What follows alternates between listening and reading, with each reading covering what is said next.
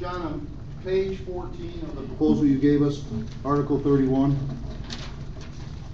you don't have page numbers on it, but I numbered it page 14. Can you explain that proposal, please? The intent?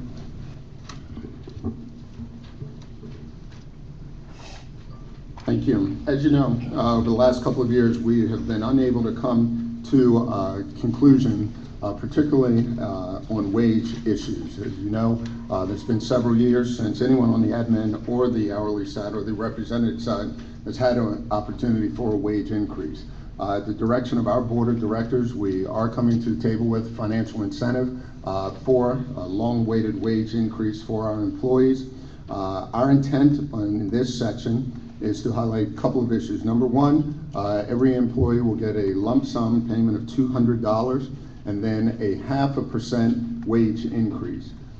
For this contract, for this first year, and we are looking for a 3-year contract, we will have a wage opener in year 2, so we can come back to the table next year if the union so desires as our financial situation improves. But for the first year, there will not be a wage progression. And so the progression that we have gone under for the last number of years, that will be suspended in year 1. That will be an idea that we could, or a concept we could come back and discuss through a wage opener next year. But in this first year, it's a $200 lump sum and a 0.5% wage increase across the board. So on page 15, if they were numbered, section 2, show me, or is there some place in section 2 where it says that this is a pay or freeze for 1 year? It does not read that in section 2, but in section 1, which is the preceding section, it outlines clearly what our intent is. If you believe that it's not clearly outlined, then I would entertain a counter proposal on that. Well, I'm assuming that you've negotiated contracts in the past. You have struck out the entire language of that collective bargaining agreement. If we entered into an agreement, would that language not be out of the collective bargaining agreement? Our intent is, as I stated, that for year 1, the progression will not apply in year 1. We will have a $200 lump sum with a 0.5% increase. That's the intent of this section. If you believe there should be some clarifying language, I'm open to your proposal. Well, I'm not going to counter propose a proposal that you eliminate language out of the collective bargaining agreement. So if you need to clarify your proposal is crystal clear. It eliminates progression out of this collective bargaining agreement. You struck it out with a big X. You got it all lined out. So if you need to take time to come back to a proposal to us that tells us what your intent is, that it's 1 year and it's not excluded from the collective bargaining agreement, please take all the time you need to do that. Well, I believe my proposal is very clear. It's $200 and a 0.5% increase, and in year 1, there's no progression. John, I'm not going to move until that language is in that contract. Well, I think there are very clear what our intentions are. I would John, you have proposal. language in this proposal. You have language in this proposal that's not struck out, that applies and continues to apply. You have counsel sitting at your left side of you right now. If that language is removed from this collective bargaining agreement, and you said in your opening statement, in a reopener, you would entertain progression in the future under a reopener.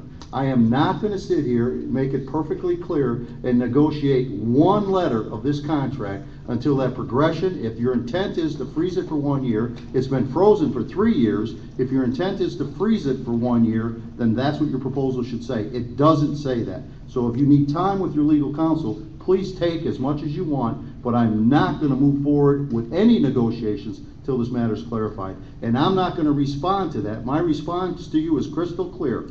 It's going to go back in this collective bargaining agreement before we start. I would entertain your counter proposal on that, and I think that's where we are. Then we're done.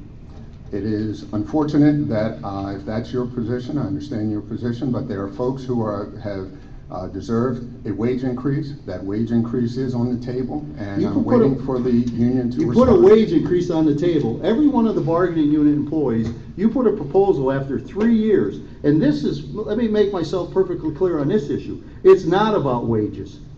Every one of the bargaining unit employees that are represented by this union have done their penance. They've gone 3 years without a wage increase. If it was about wages, we'd be talking about something differently. You said, I'll give them $200 lump sum. By the time you take out taxes, they're gonna get a check for $140. A check for $140. And guess what? They'll get it on Friday, and by Friday night, it'll be spent paying bills. They won't see 1 penny of that. You offered a 0.5 increase. If they make $20, and half of this bargaining unit makes $13 an hour, if they make $20 an hour, that's a 5-cent raise. Not acceptable.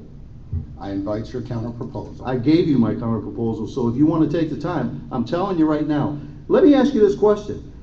Who put this proposal together? Does this come from you, or did it come from the board of directors? I have a very clear mandate from my board of directors. You're telling me that the board of directors proposed this to you and said, go take away all the benefits that the employees have.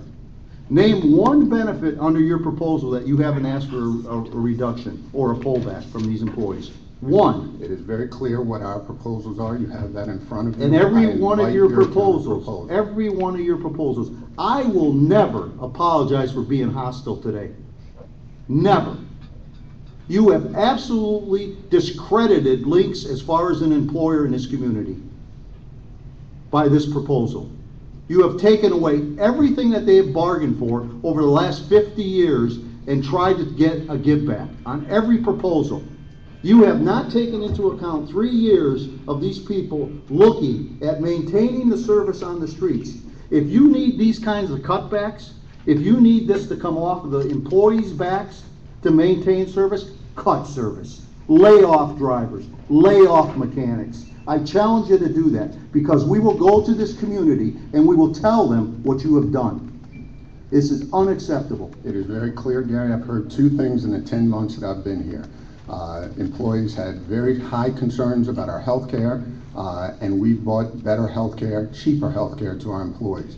They've asked for wage increases. I put a proposal on the table, and I think it would do well for the union negotiating team to consider those proposals, and if it doesn't meet your needs, then I invite you to counter propose. You put on the table cheaper health care for the employees. Those are your words. Cheaper health care. You know what you did? You saved money in your pocket with premium costs, and you raised deductibles for the employees. You raised co-pays for the employees. You raised prescription costs to the employees. So when you talk about better health care, I don't know what your vision of better health care in this country is, but this isn't it. Because tell me I'm wrong that you didn't raise co-pays. Tell me I'm wrong you didn't raise deductibles. Tell me I'm wrong you didn't raise co-pays on all the things that apply. And what happened? You gave us a substandard health insurance policy at a cheaper cost to LYNX. That's what happened.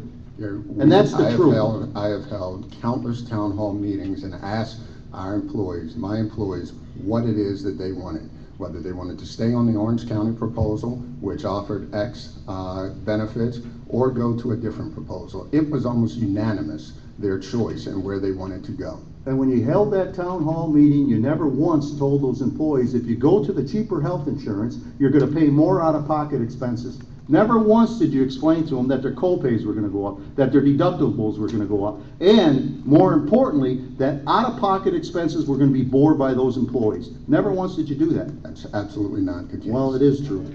It is true. And if you want to say, ask the employees what they want, ask the employees what they want. They're sitting over there.